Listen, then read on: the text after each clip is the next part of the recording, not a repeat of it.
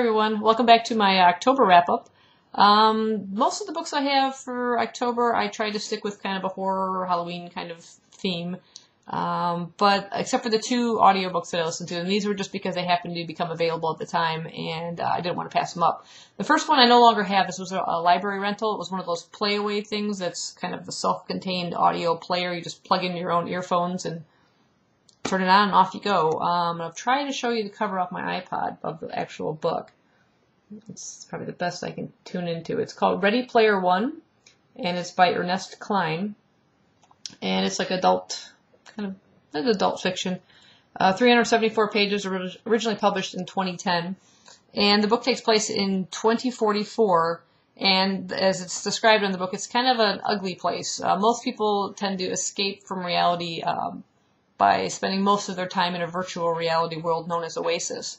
And they go to school, they work there, they spend a lot of their leisure time there too. So our main character is Wade Watts. He's like a high school student. We know him through a lot of the book as Parzival. That's the name of his avatar in the virtual reality world. His best friend is H, literally just the letter H. He doesn't know his real name. He doesn't know where he lives. He doesn't even know what he really looks like. He's never met him in person. And that's how it is with most people. Their classmates, their the people they work with and stuff like that. They just know them as they see them in the virtual reality world. So this story centers around the creator of Oasis, which is one James Halloway. He's recently passed away, leaving no heirs to his multi-billion dollar fortune. And he's left in his will that whoever discovers the hidden Easter egg within Oasis will win and his entire fortune and control of the virtual reality world. It's been about, I think, if I recall the book, it takes place about 5 years have gone by since the death of James Halloway, and no one has unlocked a single key. Apparently there's 3 hidden keys somewhere in the gigantic world of Oasis. And once you find those keys, they each unlock a different door. And once you've gotten all 3 keys and unlocked all 3 doors, it will lead to this supposed Easter egg. And all the people that are kind of trying to find out these hidden clues, not everybody's involved in this, but the people that are really very determined to unlock this are known as Gunthers. And H and Parzival, Wade, are Gunthers. And they know everything there is to know about James Halloway, his favorite movies, his favorite TV shows, music, video games, whatever video games he's ever played. They play them till they master them. They know everything. They read the almanac, which has everything about where he grew up with James Halloway, where he went to school, what his favorite things were, everything. And what I love about this book is how it's just strewn with 80s pop culture. I mean, I came across things that I remember growing up and listening to, watching Max Headroom on TV, playing Joust, all the TV shows. They talk about Star Trek and just everything. It was really fun. It made it enjoyable. And when they're in these virtual reality worlds, you feel like you're in almost a video game with them, and it was really enjoyable. Now, listening to this, I think, even one up to what the book was. I know people who have read the book have found it really fascinating, and I may want to read it one day, but listening to it on the audio was just fantastic. It was read by Will Wheaton from Star Trek and Next Generation, and he just does a magnificent job. He just really becomes this character, and I think it just made it so much more enjoyable. But I really recommend this book, even more so the audio version of this, if you get a chance to pick that one up. The next audio I got was one I picked up at a library sale, and it is Interworld, and this is co-written between Neil Gaiman and Michael Reaves. And I'll just read a little bit of the synopsis of it for you. It says, Joey Harker isn't a hero. In fact, he's the kind of guy who gets lost in his own house. But then one day, Joey gets really lost. He walks straight out of his world and into another dimension. Joey's walk between the worlds makes him prey to 2 terrible forces, armies of magic and science, who will do anything to harness his power to travel between dimensions. When he sees the evil these forces are capable of, Joey makes the only possible choice, to join an army of his own, an army of versions of himself from different dimensions, who all share his amazing power and who are all determined to fight to save the world. And that was kind of really neat, because he encounters all the characters start with J. There's Joey, Jamie, Janice, I mean, whatever. They could be male, they could be female, they have different powers, they could be super strong. They're all basically, though, versions of Joey. And it was a really interesting character, interesting the way he suddenly finds himself in another dimension, in some cases dimensions where he himself no longer exists because he died out or something. And it was really a really interesting story, and the two forces that fight to try and gain their powers were really quite interesting too. So kind of a sci-fi fiction type book. It was really well written. Enjoyed that one. The rest of it now are like all the October kind of themed books. The first one I started out with was Anna Dressed in Blood by Kendare Blake. This is the book 1 in the duology.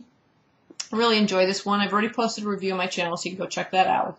Definitely worth picking this one up, and I can't wait to get to book 2. It's really set the perfect tone for October reads. The next one was Project 17 by Laurie, Faria, Stolarz. The paperback has a totally different cover, and this was, again, about 6 high school students who spend the night in an abandoned asylum for a movie project, for a contest, and it's a really creepy, supposedly haunted, and there's one girl that's there for reasons of her own outside of this whole film thing that she doesn't reveal to the other 5 people with her right away. But really enjoyed this one. This had a nice creepy feel to it, and I posted a review on this one too, so you can check that out. The next one I read was Gretchen McNeil's 10. And this was just fantastic. I really enjoyed this one. Again, posted a review on this one. It's like a modern retelling of Agatha Christie's And Then There Were None, which I do still want to pick up a copy. This one's 10 teens, 3 days, 1 killer. Perfect setting, set a really great atmosphere for it. I love the characters and all, and I had no idea how it was going to turn out. So it was definitely a surprise. It wasn't any kind of obvious solution to it or anything, at least not for me. But yeah, definitely worth picking this one up, and you can check out my review on my channel. The next one I picked up was a middle grade book, and that was The Dead of Winter by Chris Priestley.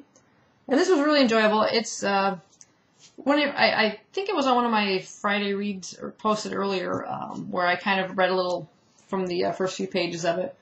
But it's about an orphan boy named Michael who his mother has just recently passed away. His father died some time ago during the war. He saved another individual. And the person that he saved has now offered to become his guardian. It's kind of a rich fellow, and he lives in a really isolated estate, and he's invited Michael to spend the Christmas holidays with him.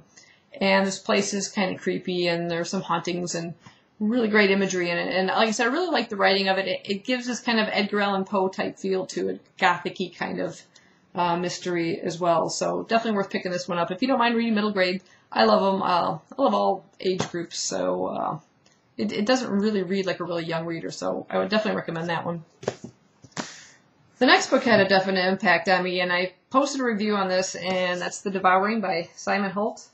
This book really creeped me out. It not only lasted memories, it left me a bit of a nightmare when I finished it. So, yeah, this is about a young girl, I think her name was Reggie, yeah.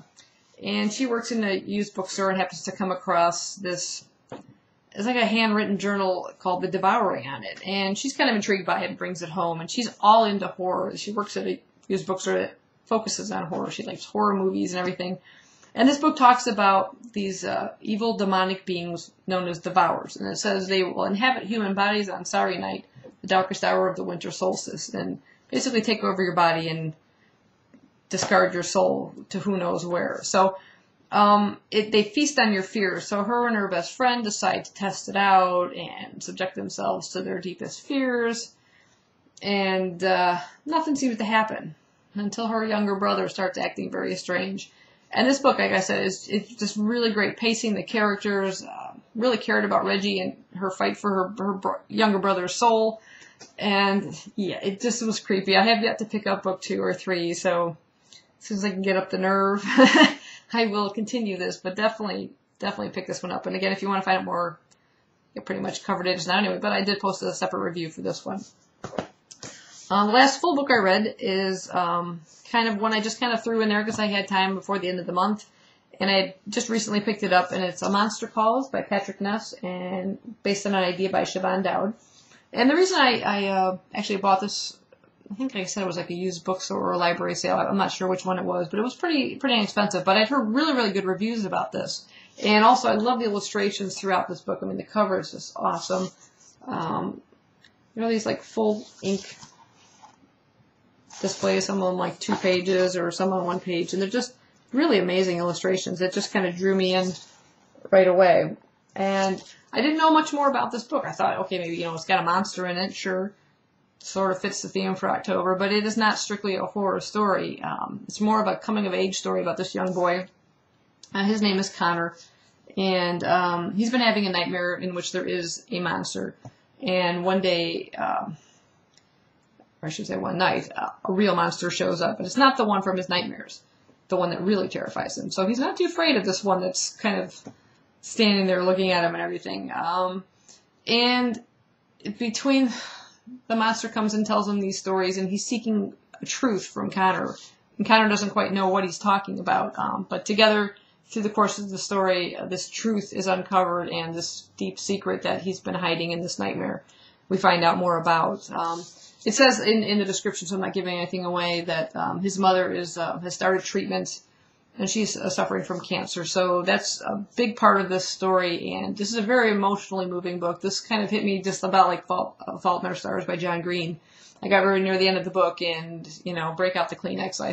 I felt very moved by it and stuff. Like I said, this was a total surprise because I didn't really know what to expect from this. I had a totally kind of different idea, and I think one of my subscribers put, do you know what this book's about? Because I was saying I might include it in this October Reads, and I'm like, oh, no, not really. Apparently I don't, according to that. So this was definitely an eye-opener and very worth reading. I think this is described as middle grade. It is definitely a very quick read. You fly right through it. But I really enjoyed this one. Very moving. So I definitely recommend picking that up. And the last thing is just kind of a reread for me. It's Velveteen by Daniel Marks. I'm about 102 pages. I'm on chapter 8 right now. So I'm just rereading this for the YouTube book club. And that's going to be November 3rd, I believe, this Saturday. So just want to refresh my memory on the book because I read this quite some time ago before the release. So I'll be doing the Saturdays, tuning into that. So hope you enjoyed it. Hope you guys read something good this month. And I will see you later. Bye-bye.